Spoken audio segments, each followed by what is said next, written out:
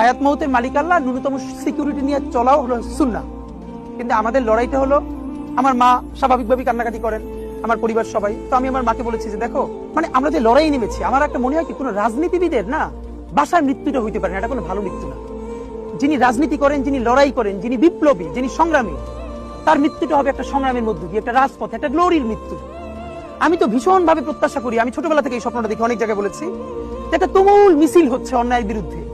সেই মিছিলের সামনে আমি আছি, কোনো একটা বুলেট এসে আমার বুকটা হয়তো বিদ্ধ করে দিয়েছে, এবং সেই মিছিলে আমি হাসতে হাসতে আমি শহীদ হয়ে গেছি। এবং সবাই যখন মৃত্যুটাকে ভীষণ ভয় পায়, আমি তখন হাসতে হাসতে আল্লাহর কাছে ভীষণ সন্তুষ্ট নিয়ে পৌঁছতে চাই যে আমি একটা ন্যূনতম ওই জীবনটা লিড করতে পারলাম, যে আমি একটা ইনসাফের হাসি নিয়ে আমি আমার আল্লাহর কাছে পৌঁছতে চাই। সুতরাং আগামী 50 বছর বাঁচলাম, কোন ইম্প্যাক্ট তৈরি হলো না আমার দিয়ে, দেশের জন্য, রাষ্ট্রের জন্য, উম্মার জন্য, জাতির জন্য। কিন্তু আমি ধরেন 5 বছর বাঁচলাম, সেটার মধ্য দিয়ে যদি আগামী 50 বছরের ইম্প্যাক্ট তৈরি হয়, তাহলে অনেকদিন বেঁচে থাকায় কি সাফল্যের বলেন?